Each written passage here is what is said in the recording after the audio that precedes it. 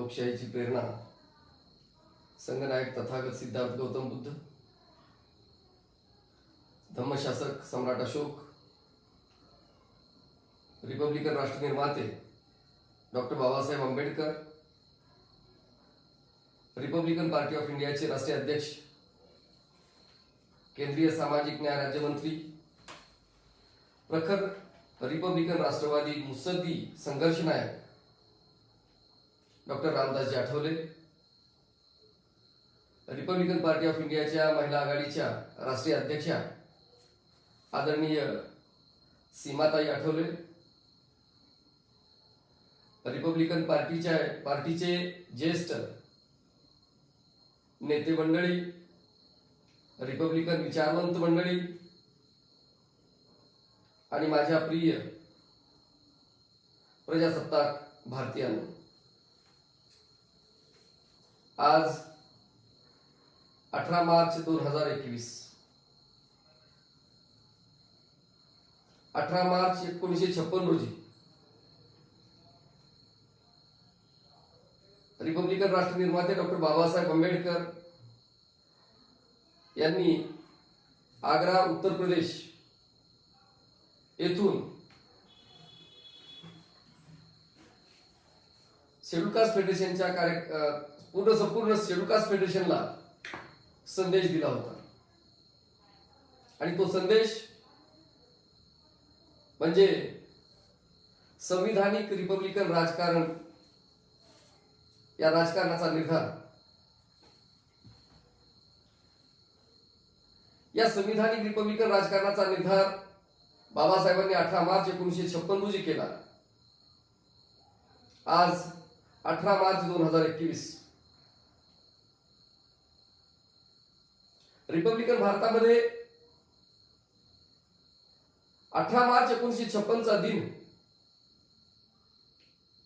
या दिनाला अनन्यसाधारण असं महत्व आहे.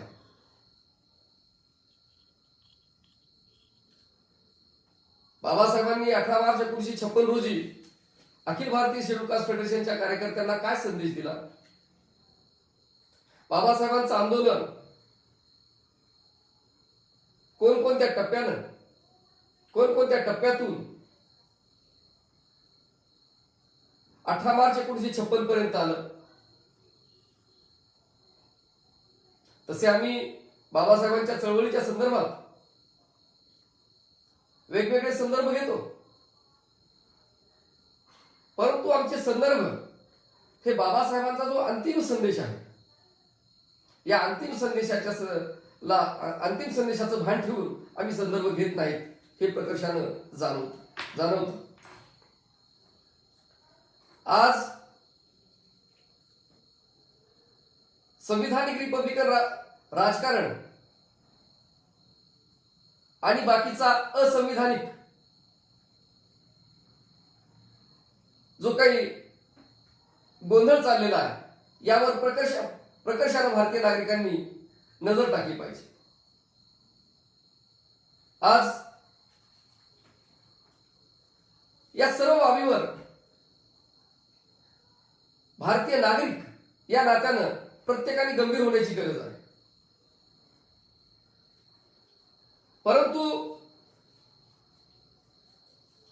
आम्ही संदर्भ शोधत असताना, संघटना चालवत असताना, संघटनेच्या माध्यमातून कार्यकर्ते संकलित करत असताना, संकलित केलेल्या कार्यकर्त्यांना जो काही संदेश आम्ही देण्याचा प्रयत्न करतो, तो संदेश संविधानाला पूरक आहे का? रिपब्लिकन राष्ट्र मजबूत करण्यासाठी आहे का? या देशामध्ये बंधुभाव निर्माण करण्यासाठी आहे का? तो संदेश संविधानिक आहे का? या संदर्भात आम्ही विचार करत नाही. प्रत्येक जण या ठिकाणी आपली संघटना काढतं, संघटनेच्या माध्यमातून वेगवेगळे विषय ते समोर घेऊन येतात. परंतु हे जे विषय आहेत, हे विषय संविधानाच्या कसोटीवर जर आम्ही घासले तर त्या ठिकाणी आम्हाला त्या विषयामध्ये बऱ्याचशा उणिवा आम्हाला त्या ठिकाणी दिसतात. मित्रहो, बाबासाहेबांचं जे आंदोलन आहे, या आंदोलनाची जी पूर्ण म्हणजे शृंखलाबद्ध आम्ही त्याच्याकडे जर पाहायचं असेल आम्हाला, तर त्या आंदोलनामधून आज रिपब्लिकन भारतामध्ये त्या आंदोलनामधून आम्हाला जर काही घ्यायचं असेल तर आम्ही नेमक्या मुद्द्यावर आम्ही बोललो पाहिजे. आज 18 मार्च 2021, 18 मार्च 1956 या 18 मार्च या तारखेवर आम्ही जो काही जोर देतोय, यासाठी या देशामध्ये या तारखेच्या भोवती काय काय घडलं. 18 मार्च 1956च्या बाबासाहेबांच्या संदेशाला चुकीच्या पद्धतीने सादर करून या देशामध्ये वैचारिक गोंधळ, वैचारिक प्रदूषण निर्माण करणारे घटक कोणकोणते आहेत. बाबासाहेबांनी चळवळ चालवली, आंदोलन चालवलं. हे आंदोलन या देशाला अखंड ठेवणार, या देशामध्ये या देशाला राष्ट्र म्हणून निर्माण करणार, या देशाला संविधान प्रदान करणार असं एक मोठं आंदोलन बाबासाहेबांनी चालवलेलं आहे. आम्ही बाबासाहेबांचं नाव घेतो आणि बाबासाहेबांच्या विचाराशी आम्ही बांधलेले आहोत की नाही याबद्दल आम्ही आत्मचिंतन करत नाही. असा बेफिकीरपणानं आम्ही जर वागत राहिलो तर असं किती दिवस चालणार. बाबासाहेबांचं आंदोलन या देशामध्ये पूर्णपणे जे असंविधानिक ज्या गोष्टी चाललेल्या आहेत, असंविधानिक ज्या राजकीय कृती चाललेल्या आहेत, सामाजिक चाललेल्या आहेत, सांस्कृतिक चाललेल्या आहेत, या सर्वांना पर्याय देणारं आंदोलन बाबासाहेबांनी दिलेलं आहे. हे पर्यायी आंदोलन आम्ही गांभीर्याने चालवणार आहोत की नाही यावर विचार करावा लागणार आहे. मित्रहो, मला असं वाटतं की आज आम्ही संदर्भ घेत असताना आम्ही अनेक संदर्भ तर घेतो, परंतु आज आम्ही 18 मार्च 1956चा विचार जर आम्हाला करायचा असेल, संविधानिक रिपब्लिकन राजकारणाचा निर्धार करण्याचा विचार जर आम्हाला करायचा असेल, तर आज आम्ही संविधान सभा, संविधान दिन, प्रजासत्ताक दिन यावर आम्ही लक्ष केंद्रित केलं पाहिजे. संविधान सभा कशी निर्माण झाली?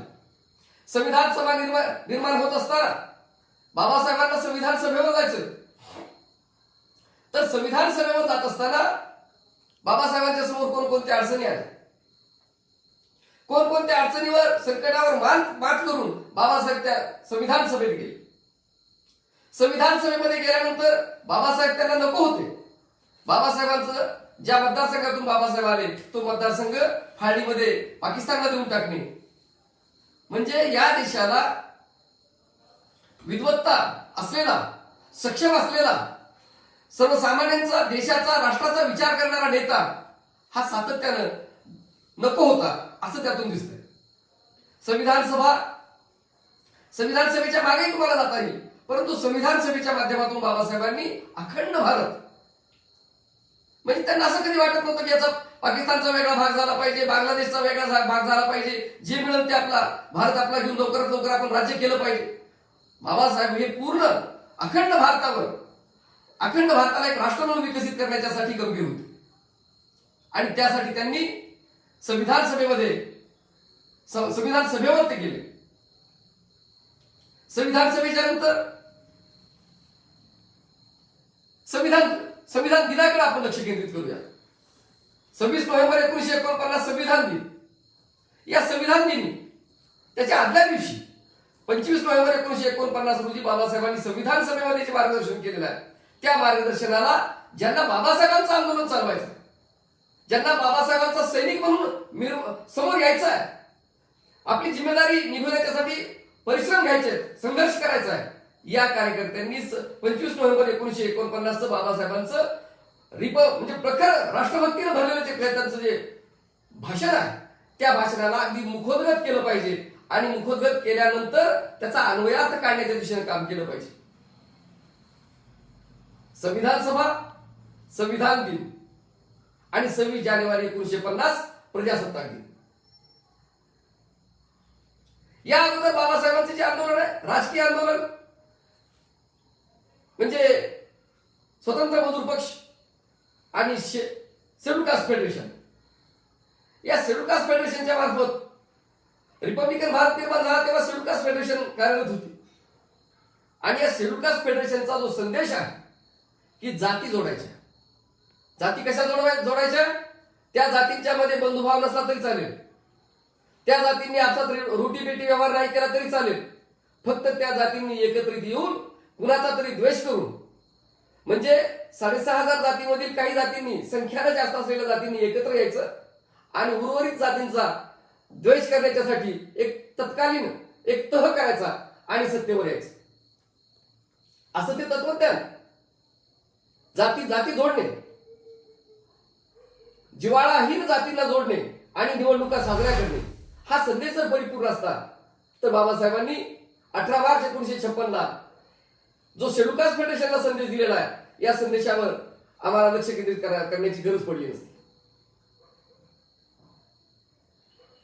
शेड्यूल कास्ट फेडरेशनचं 1948 मध्ये लखनौ येथे जे राष्ट्रीय जे अधिवेशन होतं शेड्यूल कास्ट फेडरेशनचं, त्या अधिवेशनामध्ये बाबासाहेब सांगतात की तुम्ही एससी एसटी ओबीसी आपसामध्ये तुमच्यामध्ये जिव्हाळा नसला तरी चालेल, तुम्ही केवळ मतदानाचे ठप्पे मारायला जर एकत्र आलात तर तुम्ही नेहरू आणि पटेलचं सरकार पाडू शकता. हा संदेश जर परिपूर्ण असता आणि पुढे संविधान सभा, संविधान दिन आणि रिपब्लिकन प्रजासत्ताक दिन हा समोर आल्यानंतर बाबासाहेब विचार करतात की हा संदेश अपूर्ण आहे, हा अखंड भारतीयांना जोडणारा संदेश नाही. म्हणून बाबासाहेब काय करतात, 18 मार्च 1956 शेड्यूल कास्ट फेडरेशनच्या कार्यकर्त्यांची विराट सभा आग्र्याला बोलवतात आणि त्या सभेमध्ये त्या शेड्यूल कास्ट फेडरेशनच्या कार्यकर्त्यांना मार्गदर्शन करतात. 18 मार्च 1956 आणि तिथून पुढे 6 महिन्यांनी 14 ऑक्टोबर 1956 धम्मदीक्षेचा कार्यक्रम आहे. 6 महिन्यानंतर धम्मदीक्षेचा कार्यक्रम आहे. ते धम्मदीक्षेचा कार्यक्रमही त्यांच्या नियोजनामध्ये आहे, त्यांच्या आराखड्यामध्ये आहे. या सभेची पार्श्वभूमी ठरण्याच्या अगोदर त्यांच्याकडे त्याची नोंद आहे. धम्मदीक्षा, रिपब्लिकन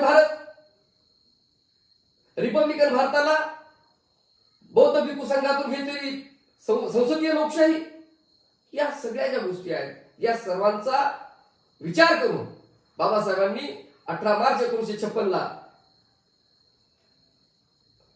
शेड्यूल कास्ट फेडरेशनच्या कार्यकर्त्यांना असा संदेश दिला की मी आता बुद्ध होणार आहे.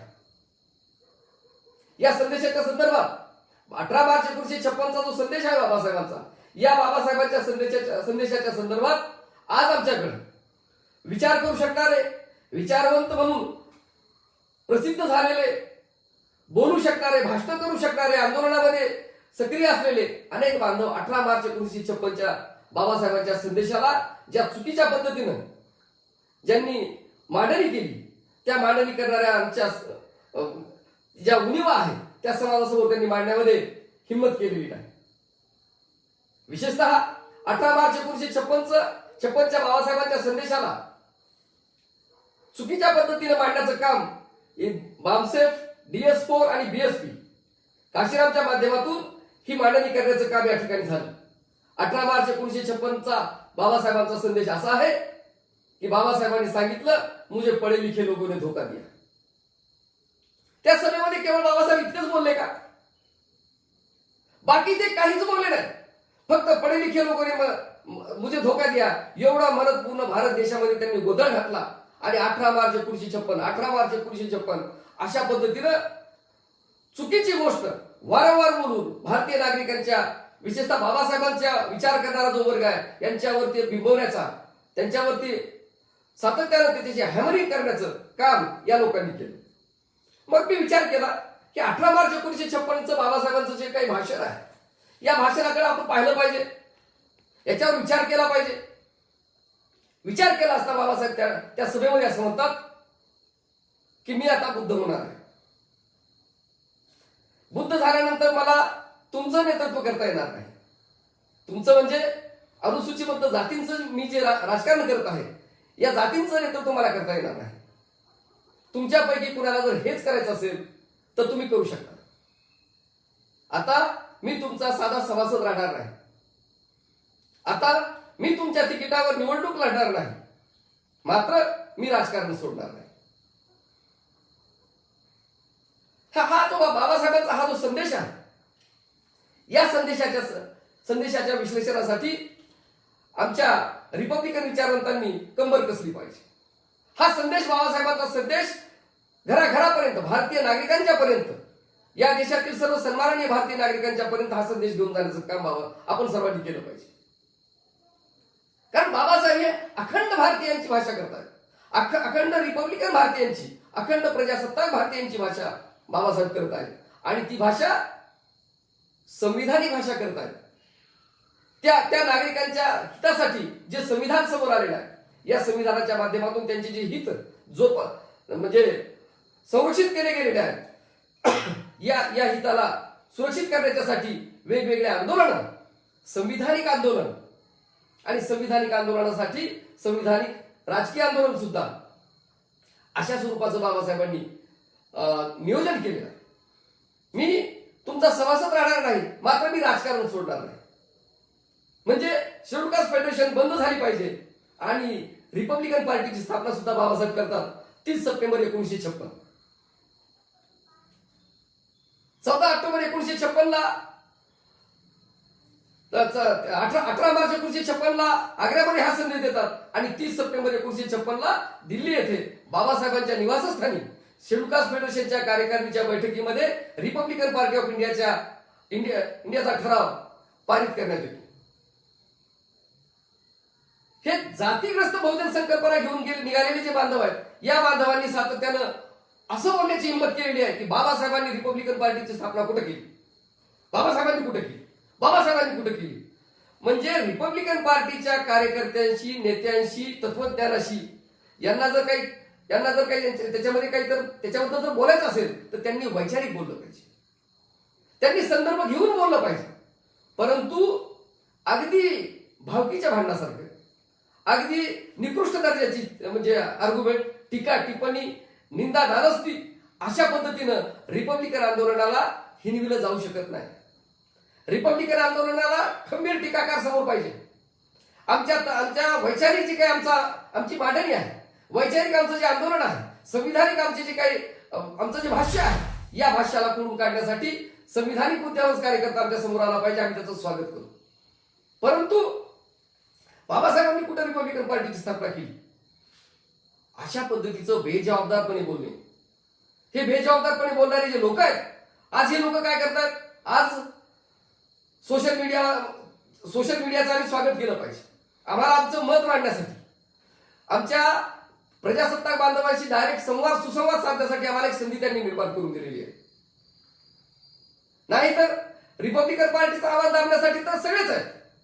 म्हणजे सत्ताधारी आहेत, विरोधक आहेत आणि बाबासाहेबांचं नाव घेऊन जातीग्रस्त बहुजन संकल्पनेच्या माध्यमातून प्रदूषण निर्माण करणारे सुद्धा आहेतच.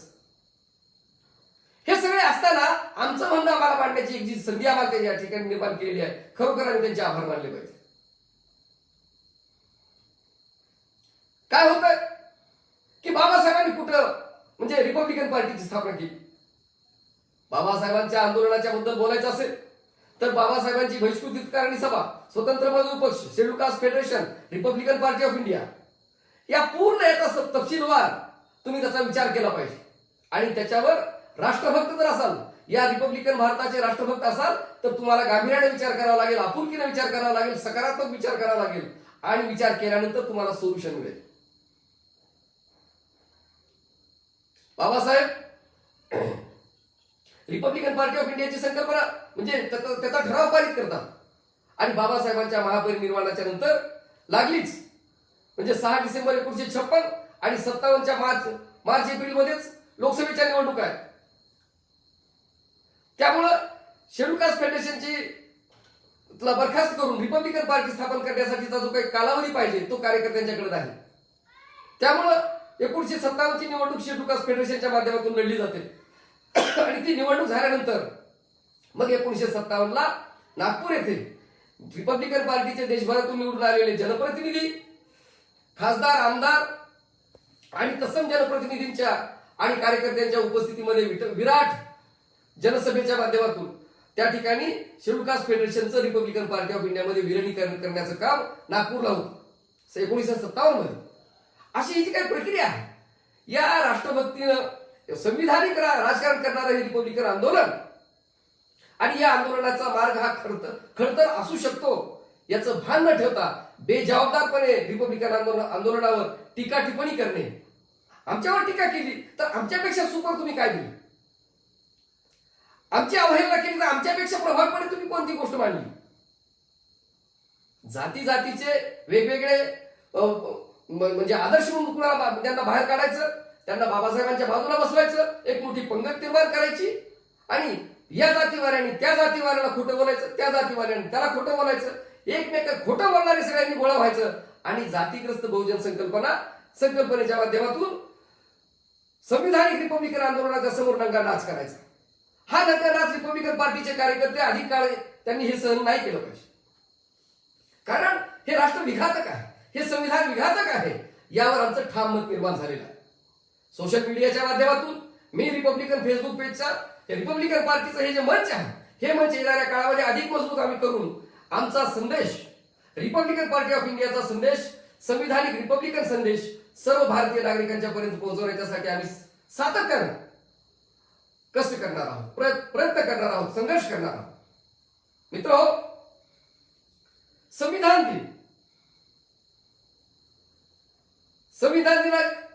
संविधान सभा, संविधान दिन आणि प्रजासत्ताक दिन या तीन गोष्टीवर लक्ष केंद्रित केल्यानंतर तुम्हाला या देशामध्ये काय करायचं, तुम्हाला कृती कार्यक्रम कोणते शोधायचे, हे कृती कार्यक्रम तुम्हाला तुमचे अधिकार आणि कर्तव्य, संविधानाने जे अधिकार दिलेले आहेत, जे कर्तव्य दिलेले आहेत, याच्यामध्ये तुम्हाला या देशामध्ये वेगवेगळे जे आंदोलन चालवायचे, या आंदोलनांची दिशा, या आंदोलनांची रूपरेषा तुम्हाला त्यामध्ये मिळू शकते.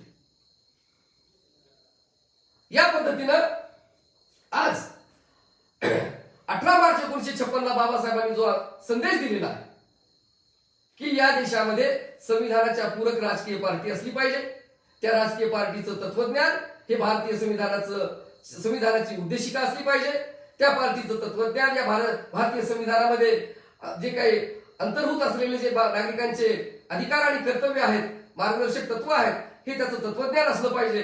अशा स्वरूपाचं एक राजकीय आंदोलन, सांस्कृतिक आंदोलन, सामाजिक आंदोलन अशा स्वरूपाचं बाबासाहेबांनी जे 18 मार्च 1956 जे आंदोलनाची बाबासाहेबांनी जी मुहूर्तमेढ रोवली, त्या दिनाला या भारत देशामध्ये ज्यांचं संविधानावर प्रेम आहे, ज्यांची संविधानावर निष्ठा आहे, ज्यांची संसदीय लोकशाहीवर निष्ठा आहे, अशा नागरिकांनी आजचा हा जो दिन आहे 18 मार्च 1956 संविधानिक रिपब्लिकन राजकारण निर्धार दिन, हा राजकारण निर्धार दिन मोठ्या प्रमाणामध्ये साजरा केला पाहिजे आणि असंविधानिक काम करणारे जे बांधव आहेत, या बांधवांना ताळावर आणण्यासाठी, संविधानिक मार्गाने चालण्याच्यासाठी त्यांना एक रेटा निर्माण करण्याचं काम या देशामध्ये आपल्याला करावं लागणार आहे.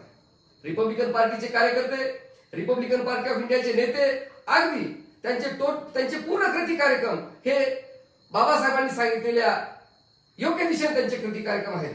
कारण त्यांनी बाबासाहेबांनी जे पंचसूत्र दिलेलं आहे, भारताचं संविधान, बुद्धाचा धम्म, रिपब्लिकन पार्टी ऑफ इंडिया, नीतिवान लोकशाही समाज आणि राजकारण प्रवेश पूर्व प्रशिक्षण विद्यालय, या पंचसूत्रानुसार रिपब्लिकन पार्टी ऑफ इंडियाचा कार्यकर्ता कार्यरत आहे.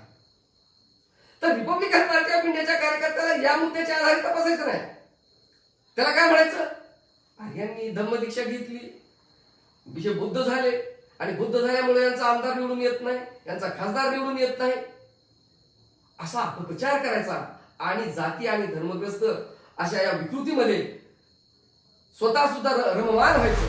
अशा रममान झालेल्या बांधवांना संविधानिक संदेश जर आम्हाला द्यायचा असेल तर आम्ही स्पष्टपणे सांगू इच्छितो की या देशाला लागू केलेली संसदीय लोकशाही ही बौद्ध भिक्खू संघातून घेतलेली आहे. ही संसदीय लोकशाही भारत देशाची पुरातन संस्कृती आहे. या संस्कृतीमुळेच भारत देशाला संपूर्ण जगामध्ये ओळखलं जातं. इतकंच नाही तर आजच्या तारखेला भारत देश हा संसदीय लोकशाहीचा मार्गदर्शक म्हणून जगामध्ये मान्यता प्राप्त झालेला आहे. इतकंच नाही तर भारताचा प्रतिनिधी जर विदेशात गेला तर त्याला तो भारत देशातून आलेला आहे असं नसून तो बुद्धाच्या देशातून आलेला आहे. तो आम्हाला लोकशाहीच्या संदर्भात मार्गदर्शन करणार आहे.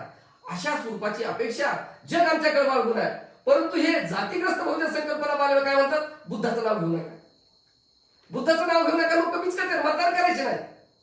बाकी कुणाचे नाव घ्या, नसतील ते उकरून काढा, गोळा करा, काही एकमेकाला खोटं नाटक बोलत राहा. परंतु भारतीय संविधान आणि त्या संविधानाला यशस्वी करण्यासाठीचं जे काही तत्वज्ञान आहे ते तत्वज्ञान समाजामध्ये रुजूच देऊ नका. आणि समाजामध्ये जी रुजवणारी जी चळवळ आहे, बाबासाहेबांची जी संविधानिक रिपब्लिकन चळवळ आहे, या रिपब्लिकन चळवळीला सर्व आघाड्यावर तिची टिंगलटावाळी करा, तिची बदनामी करा, तिला रोखा, तिला म्हणजे त्यासाठी वेळ पडली तर पाहिजे तशी मदत घ्या, परंतु रिपब्लिकन आंदोलन मजबूत झालं नाही पाहिजे याची काळजी घ्या. अशा स्वरूपाचे असंविधानिक बेजबाबदार काम करणारे घटक या देशामध्ये सक्रिय आहेत. म्हणून आजच्या या संविधानिक रिपब्लिकन राजकारण निर्धार दिनाच्या निमित्तानं रिपब्लिकन पार्टी ऑफ इंडियाच्या भीमसैनिकांना मी असं सचेत करू इच्छितो की आपली जिम्मेदारी जास्त आहे. कारण आपण बाबासाहेबांच्या विचाराचं आंदोलन चालवण्यासाठी आपण गंभीर असलेले, बाबासाहेबांच्या विचाराशी खंबीरपणे निष्ठापूर्वक आपण सक्रिय असलेले आपण कार्यकर्ते आहोत. आपली जिम्मेदारी जास्त आहे. ज्या प्रकारचे साधनं आपल्याकडे असतील ते सर्व साधनं तन मन धन लावून आपण या कामामध्ये आपण पुढे असलं पाहिजे. कारण आपला नेता आदरणीय Ramdasji Athawale, Republican party of इंडियाचे राष्ट्रीय अध्यक्ष आदरणीय रामदासजी आठवले साहेब हे या दिशेनं पूर्णपणे सक्रिय आहे. इतकंच नाही तर त्यांनी अशा या विपरीत परिस्थितीमध्ये रिपब्लिकन पार्टी ऑफ इंडियाचं राजकीय आंदोलन या देशाच्या केंद्रामध्ये, केंद्रस्थानी म्हणजे दिल्लीपासून गल्लीपर्यंत, मुंबईपर्यंत हे आंदोलन सर्वांच्या नजरेत भरेल. इतकंच नाही तर सत्ता परिवर्तन करण्याची क्षमता असलेलं हे रिपब्लिकन आंदोलन आदरणीय रामदासजी आठवले साहेबांनी या देशामध्ये मान्यता प्राप्त केलेला आहे.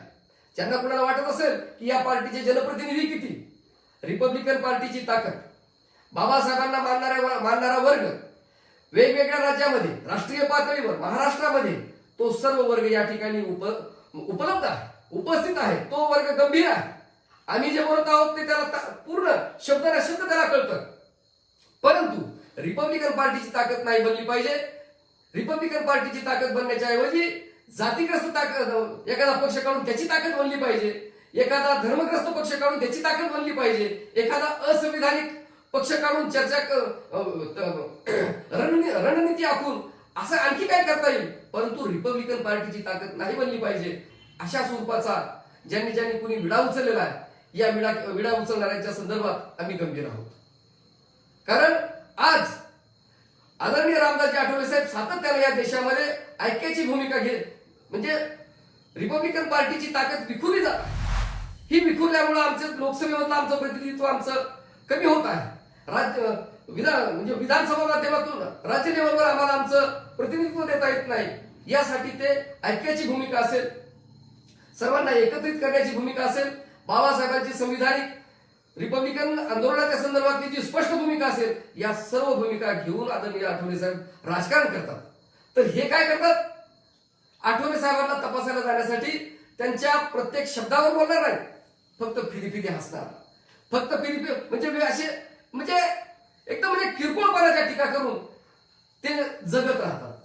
आदरणीय रामदासजी आठवले हे इतकं मोठं काम करत असताना, म्हणजे बाबासाहेबांच्या विचाराचं काम करत असताना अशा या किरकोळ टीकाकारांच्याकडे ते सातत्यानं दुर्लक्ष करतात. कारण त्यांना टीकाकार सुद्धा खंबीर टीकाकार पाहिजे, तसा टीकाकार सुद्धा त्यांना समोर दिसत नाही. अशी ही जी काही परिस्थिती आहे, या परिस्थितीमध्ये बाबासाहेबांचा 18 मार्च 1956चा जो संविधानिक रिपब्लिकन राजकारणाच्या निर्धाराचा जो दिन आहे, या दिनाला निश्चित करून बाबासाहेबांनी सातत्यानं सांगितलेलं आहे की आपल्याला जगावर नेतृत्व करायचं आहे, जगाचं नेतृत्व करायचं आहे. त्यासाठी आपल्याला भारताचं नेतृत्व करावं लागेल. आणि या नेतृत्वाच्या दिशेने जर जायचं असेल संसदीय लोकशाहीमध्ये, तर आपल्याला एक सक्षम त्या विचाराचा, म्हणजे बुद्धांच्या विचाराचा, संसदीय लोकशाहीच्या विचाराचा असा एक राजकीय पक्ष आपल्याला पाहिजे. तो पक्ष बाबासाहेबांनी आपल्याला दिलेला आहे.